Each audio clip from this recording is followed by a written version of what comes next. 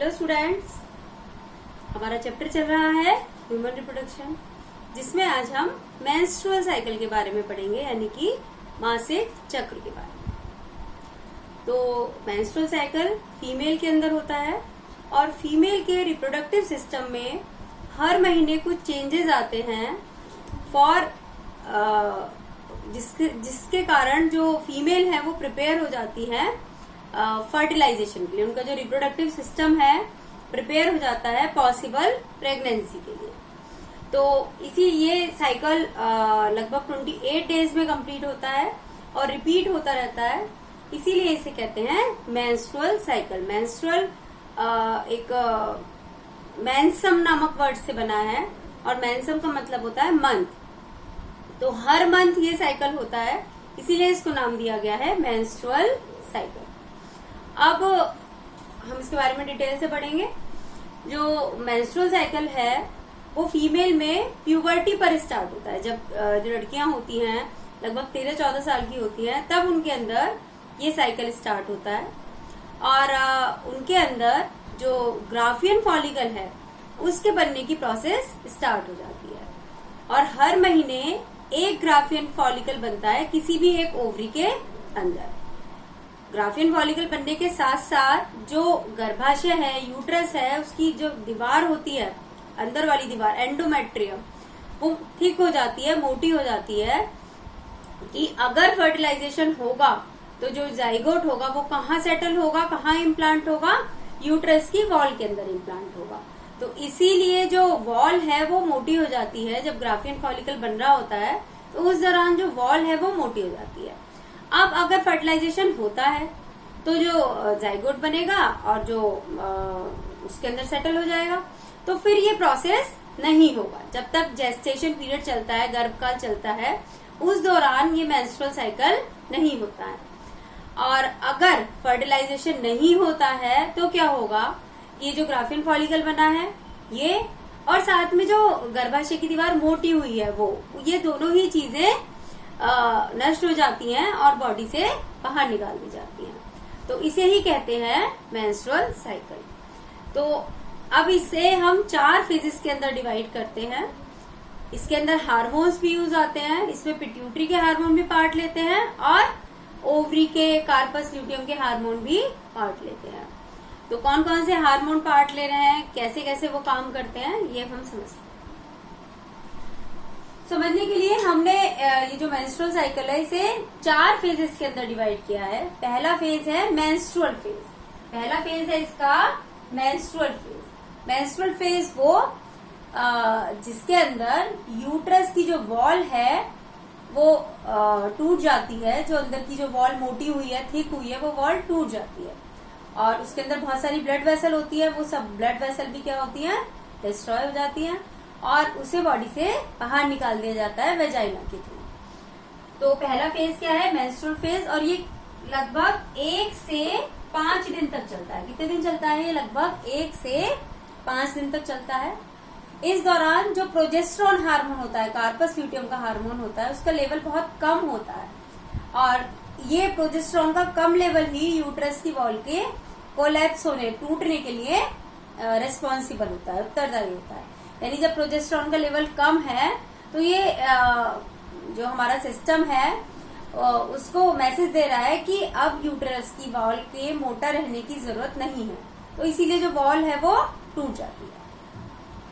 अब जो ये जो प्रोजेस्टेरोन का लेवल कम होता है ये पिट्यूटरी को मैसेज भेजता है और पिट्यूटरी चालू कर देती है FSH को सिक्रीट करना। ये हमने प्रोजेस्टेरोन दिखाया है, प्रोजेस्टेरोन का लेवल कम है और इसकी वजह से क्या होता है, जो ये पिट्यूटरी के हार्मोन दिखाए हैं और ये ओवरी के हार्मोन दिखाए हैं। तो ये जो पिट्यूटरी है वो FSH सिक्रीट करना शुरू कर देती है। यानी कि जब हमारा पुराना वाला एग जो बना था और जो यूट्रस की वॉल तैयार हुई थी वो सब बॉडी से बाहर निकाल दिया गया, तो नया फॉलिकल बनना शुरू होता है। और नया फॉलिकल कौन बनाएगा? FSH हार्मोन बनाएगा। FSH हार्मोन ही नए फॉलिकल के बनने की क्रिया को क्या कहेंगे, इनिशिएट करता है, शुरू करता है।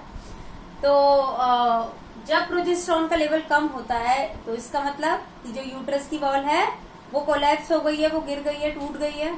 तो ये इंडिकेशन जाता है किसके पास, पिट्यूटरी के पास, और पिट्यूटरी चालू कर देती है एफएसएच को सिक्रीट करना, और एफएसएच क्या करेगा, फॉलिकल के निर्माण की क्रिया को प्रारंभ करा देगा। तो यहाँ एफएसएच का लेवल बढ़ गया और यहाँ ये जो फॉलिकल है ये बनना शुरू हो गया।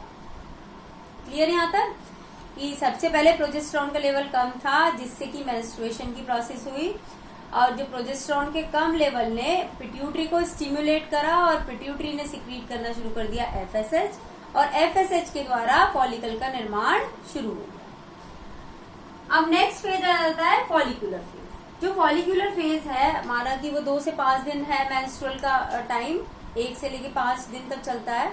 तो उसके बाद वाला जो पीरियड है 5 से लेकर 14 दिन तक, 5वें दिन से लेकर 14वें दिन तक का जो पीरियड है उसे हम कहते हैं फॉलिकुलर फेज। इस फेज के अंदर एफएसएच का लेवल हाई रहता है और क्या होता है, ग्राफियन फॉलिकल की फॉर्मेशन होती है। एफएसएच का लेवल हाई रहता है, ग्राफियन फॉलिकल की फॉर्मेशन होती है। अब जो फॉलिकल है, ग्राफियन फॉलिकल है, वो क्या सिक्रीट करता है, एस्ट्रोजन हार्मोन।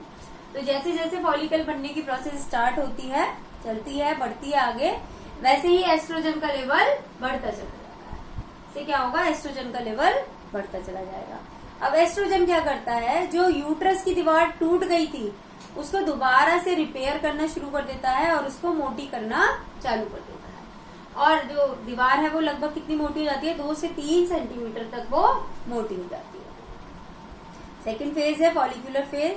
फॉलिकुलर फेज में जो एफएसएच है उसका लेवल हाई रहता है, फॉलिकल, ग्राफियन फॉलिकल का निर्माण होता है, और जो फॉलिकुलर सेल्स होती हैं वो एस्ट्रोजन का सिक्रीशन करती हैं। और एस्ट्रोजन क्या करता है, एस्ट्रोजन जो यूट्रस की, गर्भाशय की दीवार जो टूट गई थी उसको सही करना शुरू कर देता है और उस दीवार को मोटी करना शुरू कर देता है। और जो दीवार की मोटाई है वो लगभग 2 से 3 सेंटीमीटर ज्यादा मोटी हो जाती है। अब क्या होता है, जब ग्राफियन फॉलिकल बन गया और एस्ट्रोजन का लेवल हाई हो गया, एस्ट्रोजन का लेवल हाई होने का मतलब कि ग्राफियन फॉलिकल बन चुका है। तो जब ग्राफियन फॉलिकल बन गया तो अब कौन सी प्रोसेस होती है, ओव्यूलेशन की प्रोसेस होती है। अंडोत्सर्ग की जो ग्राफियन फॉलिकल बना है अब वो ओवरी के अंदर बना है और अब उसे कहाँ आना है, उसे आना है ओविडक्ट के अंदर, अंडवाहिनी के अंदर। तो जब एस्ट्रोजन का लेवल हाई हो जाता है तो ये मैसेज जाता है पिट्यूटरी के पास, और जो पिट्यूटरी है अब किसका सिक्रीशन कर देती है, एलएच का। एलएच का सिक्रीशन बढ़ा देती है, ल्यूटिनाइजिंग हार्मोन का सिक्रीशन बढ़ा देती है। और ल्यूटिनाइजिंग हार्मोन क्या करता है, ओव्यूलेशन की प्रोसेस में हेल्प करता है। तो ओव्यूलेशन की प्रोसेस स्टार्ट हो जाती है। ये देखिए, ये एफएसएच का लेवल बढ़ रहा था फॉलिकुलर फेज के अंदर। अब यहाँ हमारा फॉलिकल बन गया, तो जैसे जैसे फॉलिकल बनने लगा तो एलएच का लेवल, जब फॉलिकल पूरा बन गया तो उसका लेवल कैसा हो गया, एकदम हाई हो गया। तो जब एलएच का लेवल हाई हो जाता है तो इसे हम कहते हैं एलएच सर्ज। इसे बोला जाता है एलएच सर्ज, यानी एलएच का लेवल बहुत हाई है। और तो ये एलएच सर्ज क्या करती है, ओव्यूलेशन कॉज करती है। इसकी वजह से क्या होता है, ओव्यूलेशन की प्रोसेस होती है। तो यहाँ पर क्या हुआ, जो ओव्यूलेशन की प्रोसेस है इन जनरल, मतलब कि सामान्यतः 14वें दिन होती है, 1-2 दिन आगे पीछे भी हो सकती है। तो 1 से 5 दिन तक या 3-4 दिन तक हमारा मेंस्ट्रुएशन फेज चला, फिर 4 या 5वें दिन से लेकर 14वें दिन तक ये हमारा फॉलिकुलर फेज चला। 14वें दिन हमारी ओव्यूलेशन की प्रोसेस हुई, वो ज्यादा भी हो सकती है, एक दिन आगे भी हो सकती है, एक दिन पीछे भी हो सकती है। तो यहाँ ओव्यूलेशन की प्रोसेस हो गई हमारी। ओव्यूलेशन की प्रोसेस में क्या होगा, जो ग्राफियन फॉलिकल है वो फट जाएगा। ये फट गया ग्राफियन फॉलिकल, उससे क्या बना, कार्पस ल्यूटियम बना, और अंदर से क्या निकल के आया, सेकेंडरी oocyte निकल के आया। ये कॉर्पस ल्यूटियम और ये सेकेंडरी oocyte। अब जो कॉर्पस ल्यूटियम है वो किसका सिक्रीशन करता है, प्रोजेस्टेरॉन का। तो कॉर्पस ल्यूटियम सिक्रीशन करेगा प्रोजेस्टेरॉन का। और जब प्रोजेस्टेरॉन दिखाया है, ये प्रोजेस्टेरॉन का सिक्रीशन करेगा, तो प्रोजेस्टेरॉन का जब सिक्रीशन बढ़ जाता है तो क्या होता है, जो यूट्रस की दीवार है वो बहुत मोटी हो जाती है, वो लगभग 5 सेंटीमीटर तक मोटी हो जाती है। और ये हमारा प्रोजेस्टेरॉन का लेवल बढ़ गया। ये कौन सिक्रीट कर रहा है, कॉर्पस ल्यूटियम सिक्रीट कर रहा है। अब ओव्यूलेशन की जो प्रोसेस है उसमें क्या है कि जो सेकेंडरी oocyte है ओविडक्ट में आया, वो ओविडक्ट में 2 दिन रहता है लगभग। अगर इन 2 दिनों में फर्टिलाइजेशन की प्रोसेस हो जाती है तो ये कॉर्पस ल्यूटियम हमारा बना रहता है। और अगर ये प्रोसेस नहीं होती है फर्टिलाइजेशन की प्रोसेस, तो ये किसके अंदर चेंज हो जाता है, कॉर्पस एल्बाइकन्स में चेंज हो जाता है। और जब ये कॉर्पस एल्बाइकन में चेंज होता है तो जो प्रोजेस्टेरॉन है उसका लेवल दोबारा से कम होना चालू हो जाता है। प्रोजेस्टेरॉन का लेवल जो बढ़ गया था, कौन सिक्रीशन कर रहा था, कॉर्पस ल्यूटियम। अब जब कॉर्पस ल्यूटियम ही नहीं रहेगा तो जो प्रोजेस्टेरॉन का लेवल है वो भी कैसा हो जाएगा, कम हो जाएगा। अब प्रोजेस्टेरॉन का लेवल कम होगा तो फिर क्या होगा, ये जो दीवार जो मोटी हुई थी वो क्या होगी, दोबारा से टूट जाएगी। तो ये जो पूरी प्रोसेस है इसको होने में लगभग 28 डेज लगते हैं। एक 2-4 दिन ऊपर भी हो सकते हैं, पीछे भी हो सकते हैं। तो इस तरीके से ये जो हमारी प्रोसेस है 4 फेजेस में कंप्लीट होती है। पहला मेंस्ट्रुअल फेज, दूसरा फॉलिकुलर फेज, तीसरा हमारा ओव्यूलेशन होता है और चौथा हमारा ल्यूटियल फेज होता है। तो इस तरीके से ये हमारी प्रोसेस कंप्लीट होती है। एक बार हम दोबारा से रिवाइज कर लेते हैं। देखिए जो मेंस्ट्रुअल फेज है उसके अंदर प्रोजेस्टेरॉन का लेवल लो होता है और ये लो लेवल पिट्यूटरी को मैसेज भेजता है कि अब वो FSH का सिक्रीशन करे, क्योंकि जो पूरा रिप्रोडक्टिव सिस्टम है वो क्लीन हो चुका है। दीवार जो थी यूट्रस की वो टूट चुकी है और जो ग्राफिन फॉलिकल पहले बना था वो सब बाहर कर दिया गया है बॉडी से। तो अब दोबारा से ये फेज चालू होगा, यानी जो सिस्टम है दोबारा से तैयार होगा फर्टिलाइजेशन के लिए और प्रेगनेंसी के लिए। तो FSH का सिक्रीशन बढ़ा देती है पिट्यूटरी। FSH यानी फॉलिकुलर स्टिमुलेटिंग हार्मोन, ये क्या करेगा, इससे ये फॉलिकल का निर्माण शुरू करेगा। तो फॉलिकल का निर्माण शुरू हो जाता है, ग्राफिन फॉलिकल का निर्माण शुरू हो जाता है। प्रोजेस्टेरॉन का लेवल कम है और ग्राफिन फॉलिकल का निर्माण शुरू हो गया और एस्ट्रोजन का लेवल यहाँ पर, FSH का लेवल यहाँ पर हाई है। अब जो FSH का लेवल हाई है, ग्राफिन फॉलिकल बन रहा है, तो जो फॉलिकुलर सेल है वो क्या सिक्रीट करेंगी, एस्ट्रोजन सिक्रीट करेंगी। और एस्ट्रोजन क्या करेगा, जो यूट्रस की वॉल टूट गई थी उसको थिक करना शुरू कर देगा, उसको रिपेयर करेगा, उसको थिक करना शुरू कर देगा। अब जब एस्ट्रोजन का लेवल, जब ग्राफिन फॉलिकल पूरा बन गया तो एस्ट्रोजन का लेवल हाई हो जाएगा, सबसे ज्यादा हाईएस्ट हो जाएगा उस समय। और जब वो हाईएस्ट हो जाएगा तो पिट्यूटरी के पास मैसेज जाएगा और पिट्यूटरी किसका सिक्रीशन करेगी, LH का। एस्ट्रोजन का लेवल पिट्यूटरी को बता रहा है कि जो ग्राफिन फॉलिकल है वो बन गया है अब, तो अब ओव्यूलेशन की प्रोसेस होनी चाहिए। तो इसीलिए जो पिट्यूटरी है वो क्या शुरू करेगी, LH को सिक्रीशन शुरू करेगी। अब जब LH का लेवल सबसे हाई होता है तो उसको कहते हैं हम LH सर्ज। और इसी समय जो ग्राफिन फॉलिकल है वो रप्चर होता है और जो सेकेंडरी oocyte है वो कहाँ आ जाता है, हमारा ओविडक्ट के अंदर आ जाता है और कार्पस ल्यूटियम बनता है। अब कार्पस ल्यूटियम प्रोजेस्टेरॉन का सिक्रीशन करता है। अब जब कार्पस ल्यूटियम बन गया उसके बाद वाला फेज यानी 15वें दिन से लेकर 28 डेज तक उसे हम कहते हैं ल्यूटियल फेज।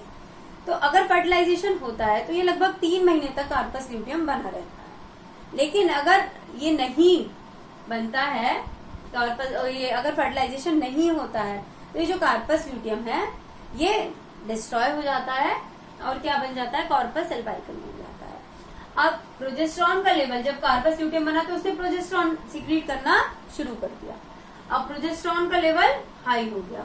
जब प्रोजेस्टेरॉन का लेवल हाई हो गया तो LH का सिक्रीशन और FSH का सिक्रीशन, दोनों का ही सिक्रीशन कैसा हो जाएगा, लो हो जाएगा, क्योंकि अब इनकी जरूरत ही नहीं है। फॉलिकल भी बन चुका है, उसका ओव्यूलेशन भी हो चुका है, तो इन दोनों का सिक्रीशन कैसा हो जाएगा, लो हो जाएगा। हाई प्रोजेस्टेरॉन पिट्यूटरी को कहता है कि अब सिक्रीट मत करो, आप LH भी मत सिक्रीट करो और FSH भी सिक्रीट मत करो। तो दोनों का ही श्रावण जो पिट्यूटरी है वो बंद कर देती है। अब जो प्रेगनेंसी होती है अगर, तो उस केस में प्रोजेस्टेरॉन का लेवल पूरे टाइम हाई बना रहता है, क्योंकि उस समय नए अंडे की जरूरत नहीं है, नए फॉलिकल की जरूरत नहीं है। तो प्रोजेस्टेरॉन का लेवल हाई रहता है तो ना FSH उस समय ज्यादा सिक्रीट होता है और ना ही LH।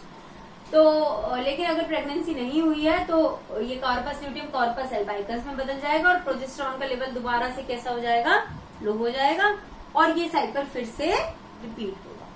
तो इस तरीके से ये प्रोसेस चलती रहती है। और ये प्रोसेस जो मैमल्स हैं, जो ह्यूमन बीइंग्स हैं और जो प्राइमेट्स हैं उनके अंदर होती है। सभी मैमल्स के अंदर मेंस्ट्रुअल साइकिल नहीं होता है, उनके अंदर इस साइकिल को एक अलग नाम दिया जाता है एस्ट्रस साइकिल, उसके बारे में हम आगे बढ़ेंगे। तो ये जो प्रोसेस है मेंस्ट्रुअल साइकिल की प्रोसेस, ये कैरेक्टरिस्टिक फीचर है ह्यूमन बीइंग्स का और प्राइमेट्स का। प्राइमेट्स के अंदर एप्स आते हैं, जो हमारे मंकीज हैं वो आते हैं, और ह्यूमन बीइंग्स हैं, तो ये उन्हीं का एक कैरेक्टरिस्टिक फीचर है। तो आपको ये क्लियर हो गया होगा, और कहीं कोई डाउट है तो आप कमेंट बॉक्स में डाल सकते हैं। वीडियो को लाइक कीजिए, शेयर कीजिए, चैनल को सब्सक्राइब जरूर कीजिए। Thank you and have a nice day.